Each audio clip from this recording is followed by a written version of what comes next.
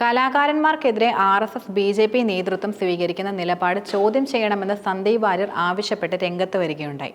ഒറ്റ ദിവസം കൊണ്ട് മാത്രം 3 കലാകാരന്മാരെ അവർ രാജ്യദ്രോഹികളായി പ്രഖ്യാപിക്കുകയും ചെയ്തു. എന്താണ് ശരിക്കും വേടൻ ചെയ്ത തെറ്റെന്ന് അദ്ദേഹം ചോദിക്കുകയും ചെയ്യുകയുണ്ടായി. മോഹൻലാലിനും അഖിൽമാരാർക്കുമെതിരെ സംഘപരിവാർ നേതൃത്വം നിലപാടെടുക്കുന്നതിനെയും അദ്ദേഹം രൂക്ഷമായി തന്നെ വിമർശിച്ചു. രാജ്യദ്രോഹികൾ എന്ന കലാകാരന്മാരെ മുദ്ര കുത്തുമ്പോൾ യഥാർത്ഥത്തിൽ സാംസ്കാരിക കേരളം എന്തുകൊണ്ട് മൗനികളാകുന്നു എന്ന ചോദ്യമാണ് സന്ദീപ് വാര്യർ ഉന്നയിക്കുന്ന പ്രധാന കാര്യം. രാഷ്ട്രീയം പറയുന്ന യുവതീ-യുവാക്കൾക്കും ചിന്തിക്കുന്നവർക്കും RSS എതിരാണെന്നും അദ്ദേഹം ചൂണ്ടിക്കാട്ടി.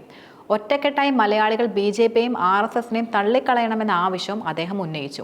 മാധ്യമം ദിനപത്രം സംഘടിപ്പിച്ച അവാർഡ് പരിപാടിയിൽ മോഹൻലാൽ പങ്കെടുത്തതാണ് സംഘപരിവാറിനെ യഥാർത്ഥത്തിൽ പ്രകോപിപ്പിച്ചത്. മാത്രമല്ല വേടന്റെ പാട്ടുകൾക്കെതിരെയും അവർ രംഗത്ത് വന്നിരുന്നു.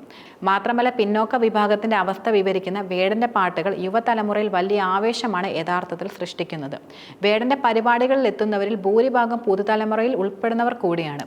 ഇന്ത്യ-പാകിസ്ഥാൻ സംഘർഷത്തെക്കുറിച്ച് അഭിപ്രായം പറഞ്ഞതായിരുന്നു അഖിൽമാരാറിനെ വിമർശിക്കാനുള്ള പ്രധാന കാരണം. അദ്ദേഹം തന്റെ നിലപാടിൽ ഉറച്ചു തന്നെ നിന്നു. അദ്ദേഹം ചോദ്യങ്ങൾ ആവർത്തിക്കുകയും ചെയ്യുകയാണ്. എമ്പുരാൻ സിനിമ ഇറങ്ങിയ ശേഷമായിരുന്നു മോഹൻലാലിനെതിരെ തീവ്ര വലതുപക്ഷം പ്രത്യക്ഷമായി കൂടുതലും രംഗത്ത് വന്നിരുന്നത്. പ്രത്യേക അജണ്ടയുടെ ഭാഗമായി നിർമ്മിക്കുന്ന സിനിമകളാണിതെന്നും സംഘപരിവാർ പ്രവർത്തകർ ശക്തമായി തന്നെ കുറ്റപ്പെടുത്തുകയും ചെയ്തു.